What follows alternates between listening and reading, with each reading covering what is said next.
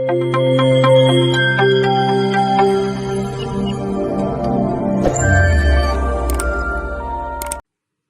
दोस्तों, मेरे YouTube channel खिड़की पर आपका स्वागत है।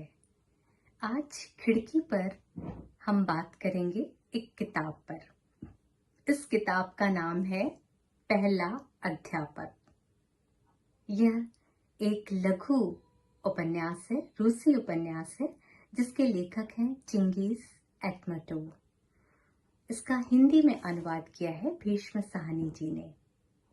इस किताब का प्रकाशन 1962 में हुआ, लेकिन इसमें कहानी है 1920 से 20 साल बाद तक की।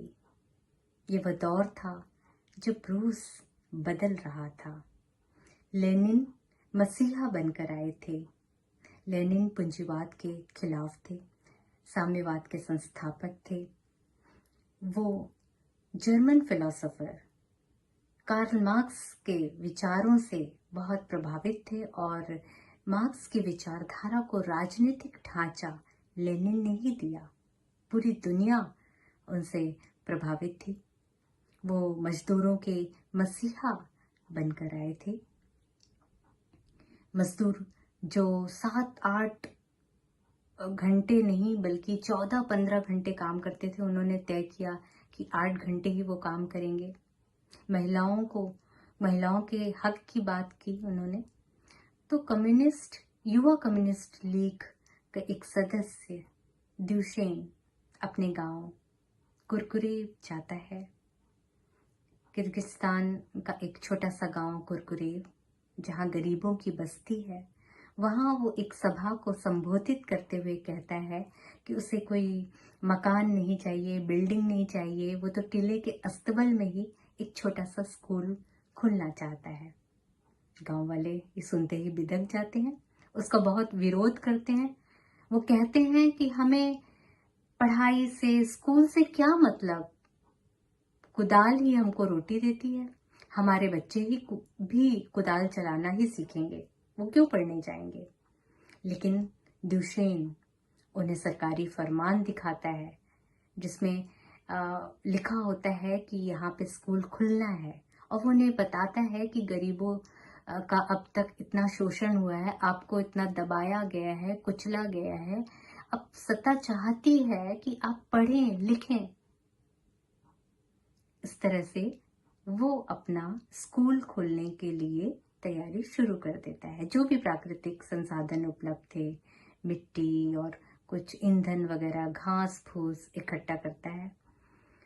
और जब वो तैयारी करता रहता है, तभी आल्तनाई गांव की छोटी बच्ची 14 वर्ष की है। वो उपले इकट्ठा करती रहती थी, दिन भर यहाँ वहाँ घूमती रहती थी, घर के काम करती रहती। वो पहुंच जाती है और वो अपना बोरा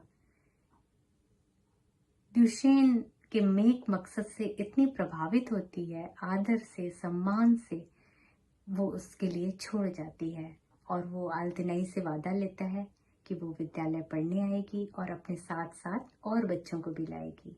घर घर जाकर के बच्चों को इकट्ठा करना, स्कूल नदी पीठ पर बच्चों को लाद करके स्कूल तक लाना, सारी व्यवस्था ड्यूशेन करता है। बहुत मनोयोग से बच्चों को पढ़ाता है, लेकिन बाधाएं फिर भी आती रहती हैं। आल्तनाई की चाची उसे एक खानाबदोश सरदार को बेच देती है दूसरी बीबी बनने के लिए। ड्यूशेन वहां जाकर के उसको किसी तरह से बचा करके लाता है और इसमें बहुत खुद भी जख्मी होता है, और आल्तनाई को समझाता है कि कम्युनिस्ट पार्टी उसे आगे पढ़ने भेजेगी और वो मॉस्को जाए।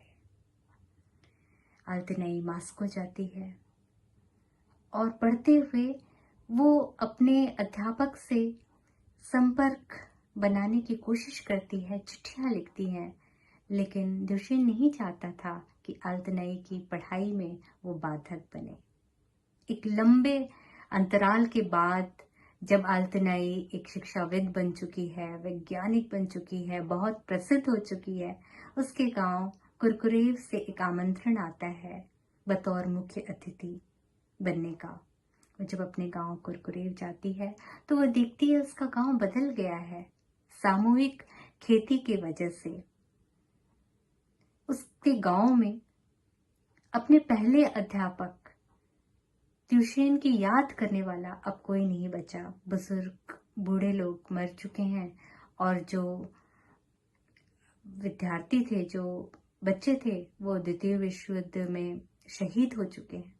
तो वो एक कसक के साथ लौटती है कि गांव में ट्यूशन को कोई नहीं जानता, लोग उसका मजाक उड़ाते हैं और जिस इज्जत का हकदार ड्यूशेन था उसको वो इज्जत नहीं मिली।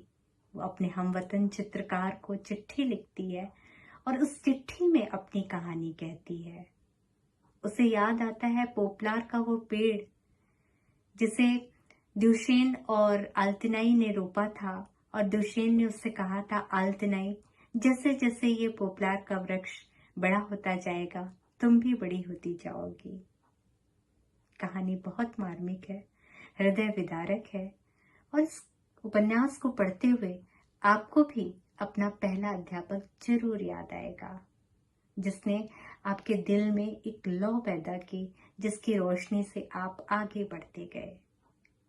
आप कमेंट बॉक्स में अपने अध्यापक के बारे में मुझे जरूर बताइएगा और यदि आपने मेरा चैनल सब्सक्राइब नहीं किया है तो खिड़की सब्सक्राइब करें, लाइक करें और शेयर करें।